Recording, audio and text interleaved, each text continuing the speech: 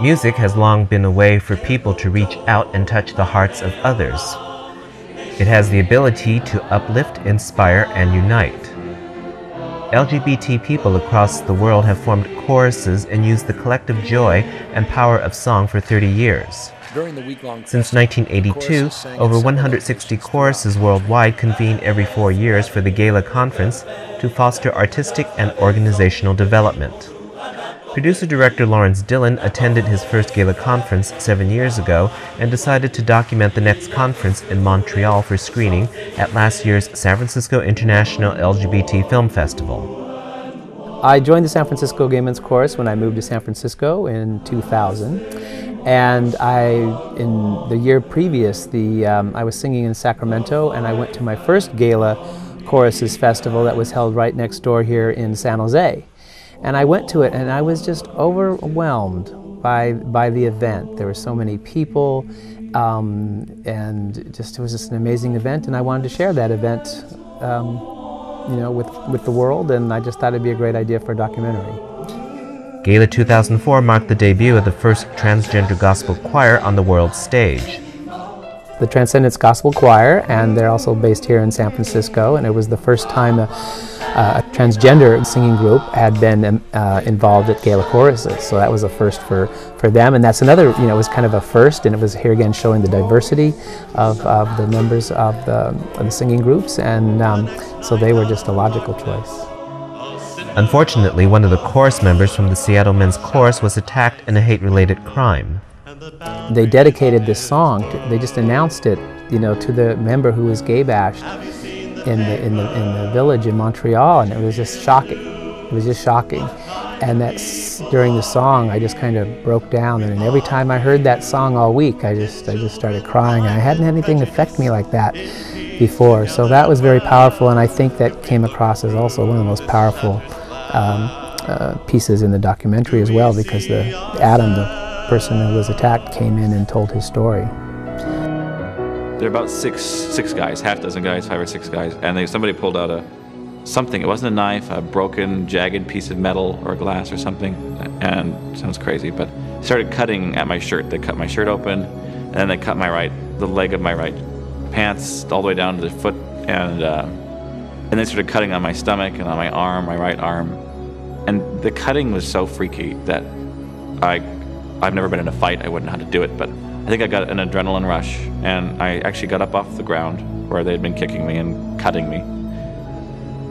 And I stood up and I kicked one of them, just kicked him square in the crotch, honestly. And it sort of startled them for a second, and I was crying, and I just started running.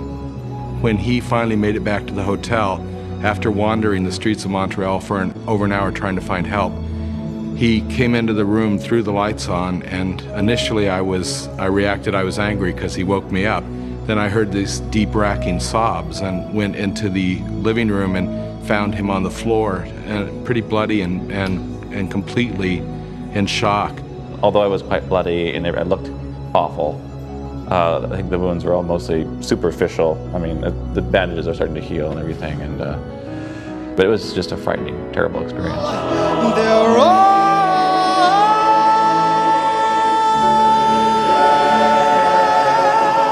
The PBS network has selected Why We Sing for nationwide programming starting in June.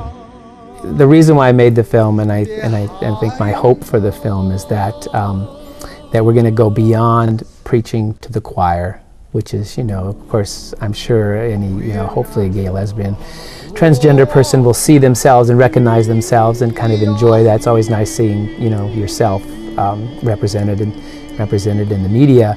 But I'm hoping, because of the power of the music, that we'll get a few, some new people that, are still dealing with this issue, maybe parents that are having, problems with their children, or, somebody that doesn't know gay or lesbian people, Middle America. PBS is a great, distribution for us. So I'm hoping to just maybe make a few more light bulbs click off in people's minds, saying what's the big deal.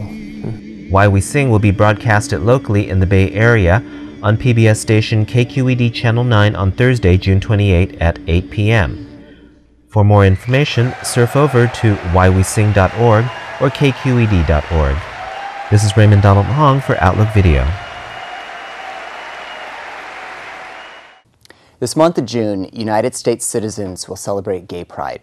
When comparing our rights to those of other nations, things seem to look a little less prideful. Tonight, I have two issues to bring to our audience's attention. These are the issues for every gay American citizen. First, the issue is of gay hate crimes, and second, the issue is gay marriage. This week of the show's taping in May has had a fast influx of gay issues on the gay agenda.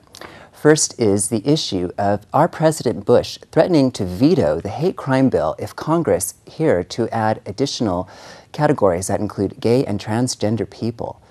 Mr. President, please consider that this legislation has been proposed to you because of the violent attacks by people whose prejudices have committed approximately 16,000 hate crimes against the gay community since 1991.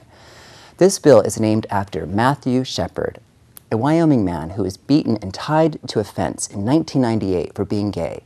Here in our own backyard, we have our own issues, such as the rape and murder of Bay Area transgender people, Gwenarahu, to name one, and recently, Ruby Ordinana. Mr. President, hate crimes are a nationwide problem, and protection against hate crimes under the law is not a privilege, but a right every man and woman deserves. Please reconsider your veto to passing this bill. One more issue. The issue of gay marriage is a hot topic for every American citizen, with situations regarding legalizing civil unions, matters of property rights, and the allowance of benefits extending to the same-sex partners. Comparisons with our neighboring countries are very interesting. 5 countries worldwide have legalized same-sex marriage and been performing marriages. The Netherlands began in 2001, Belgium followed in 2003, Spain and our neighbor Canada in 2005, and South Africa in 2006, and Mexico in Mexico City and the state of Kohala in 2006. Here at home in the United States of America, 9 of our 50 states, let me repeat that, 9 of our 50 states recognize marriage or domestic partnership of same-sex couples. 9 out of 50 free states recognize the gay citizen.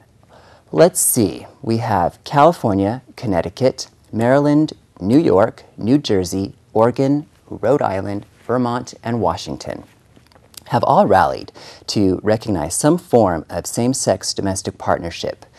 Here in the United States, with only Massachusetts beginning in 2004 performing gay marriage, it has become an interesting battle between morals and the majority being waged for each state involved. The issue of civil union status and marriage is currently being fought right now in our courts. The week of this show's taping, the eastern states have shown the differences each state population holds towards the issue of gay marriage.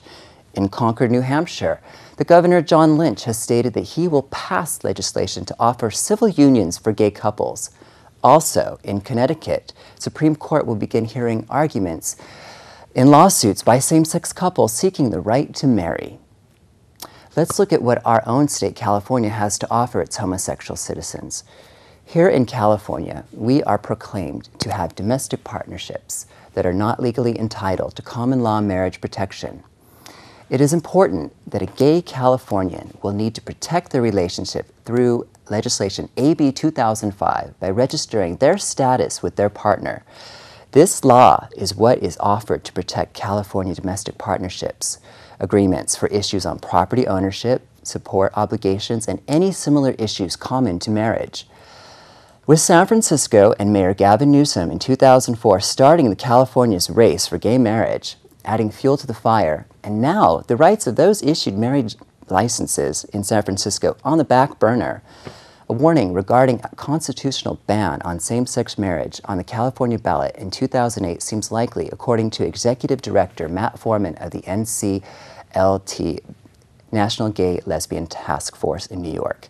Quoting him, "If we lose California, we will be set back years nationally. If we win in California, the hope of marriage equality remains alive."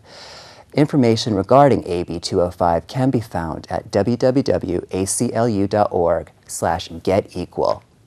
We need to wake up this month of Gay Pride to see the current rights of the gay American citizen are so limited and in need of dire emergency help. Our nation is so divided on the concept of the rights of the gay American citizen and their basic rights to equality, marriage, and freedom. Wake up, gay America. It's time to fight for your rights.